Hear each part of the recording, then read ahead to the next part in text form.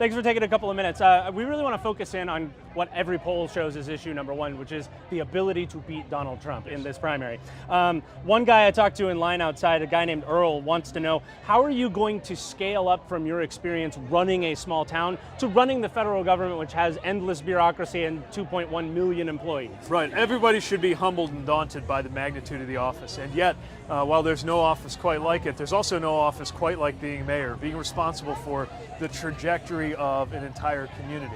And I'm not afraid to not be the smartest person in the room and surround myself with those who are experts in their fields and can help make sure that we deliver according to our values. I think right now Americans are looking for an outside perspective. Not quite like what Donald Trump offered, although it's revealing that he got elected. But somebody who is no stranger to service. I'm no stranger to elected and military service. I got more executive experience than the vice president, more government experience than the president, and more military experience than anybody to walk into that office since George H.W. Bush. I know I'm the youngest candidate running, but I'm also prepared to put together the administration that can lead us into the future. Gotcha. Heard from a couple of our viewers, Michael and Renee. They were both riffing on the idea that it would be nice to see somebody boring for once. And they were talking about you in that context in a good way, I assure you. But if there's this hunger for like sort of the old norms to come back, how do you encourage people that you're going to like be able to bring that sort of stability and a little less fired up approach while also getting people excited enough to show up in November and cast that vote for your name? What I'm offering is a presidency where you can turn on the news, look at the White House, and actually feel your blood pressure go down a little bit instead of up through the roof. And that's what I think most Americans are looking for.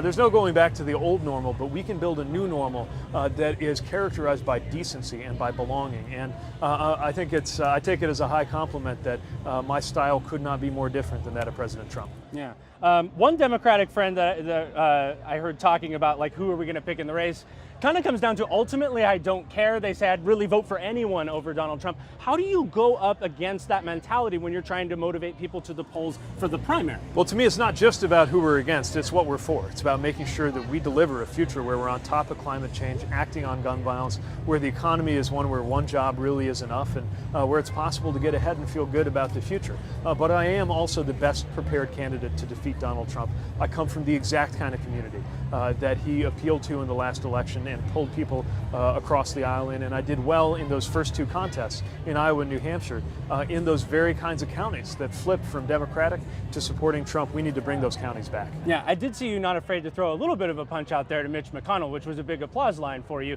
But that raises a question I heard from someone in line as well, which is, how are you going to be able to functionally work with Congress to get any legislating done? The thing to remember is that the American people are with us, and what we have to do is force Congress to respond to the people. That's going to require democratic reform, and it's going to require a president ready to call members to account.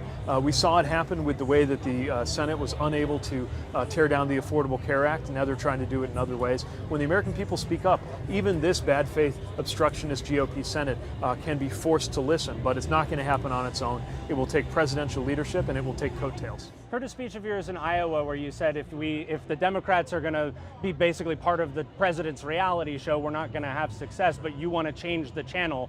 I didn't hear you, at least in that particular speech, address how you intend to do that. How are you going to be able to do that when you've got a guy in the White House who has that megaphone? I mean, his words are news. The key is to have the discipline to deny him the ability to change the subject. Of course, we'll confront him when he does something wrong, but this election is about Americans' everyday lives, and every voter asks the question, how's my life going to be different if you're president instead of you? That's my focus, and the less we're talking about him, the more we're talking about you. As the ones who are trying to get you a raise, trying to get you paid family leave, trying to make sure that you can afford housing and health, every time we're talking about you, we're more likely to win. Yeah, I can think back to 2016 in Iowa, and there were actually people torn between Bernie Sanders and Donald Trump back then, which I found to be a little odd. But it does strike me that, it was a radical vote for Donald Trump, at least on the right. And there are people on the left who would like to see a radical vote on your side. How do you appeal to voters like that who are maybe more interested in Sanders at this point, saying, what we need is strong medicine from the left? What I'm offering would be the most progressive presidency we've had in a half century, but set up in a way that can actually include more and more people in the effort rather than beating people over the head. We're not going to be able to unify this country or implement our progressive priorities unless we are prepared to include as many as possible in our vision. And with a historic American majority ready to support these policies that need to change, this is a time to galvanize, not polarize that American majority. Yeah. Last thing I got for you is the Californians can often feel very distant from Washington, D.C. How do you let folks know that out here on the West Coast they're going to have your ear in the White House? Well, part of it is showing up. It's why we're here now, and we'll continue to be working to earn the support of Californians of all walks of life in the days leading up to the primary. Part of it's because I can relate. I'm from a very different part of the country, but one thing we have in common is that what was going on in Washington felt so remote to us in our part of the so-called Rust Belt. We took action to make sure that the life of our community improved and changed, but we could have used some help from Washington in getting it done. And I know why it's so important to bring the voices of people who've been left out to Washington rather than playing the game that's going on out there, because what's happening out there has not been working. Yeah. Oh, one thing I wanted to get on you too. The president has like kind of this nickname of Teflon Don, like things don't tend to stick to him. He rewrote his own rule book in 2016. I've heard people describe you having a very similar quality in that like things kind of tend to roll off of your back, not necessarily on his style, yeah. But you kind of like his attacks, you don't really want to let them stick in your craw. How are you going to keep that up all the way through? Well, I don't get too caught up in his attacks. You know, I believe at the end of the day, you got to stay focused. You got to stay disciplined. And you know, I've encountered worse forms of incoming than a tweet full of typos. This president's not going to get to me. All right. Hey, Mayor Pete Buttigieg, thank you very much for taking a few minutes. I do appreciate it.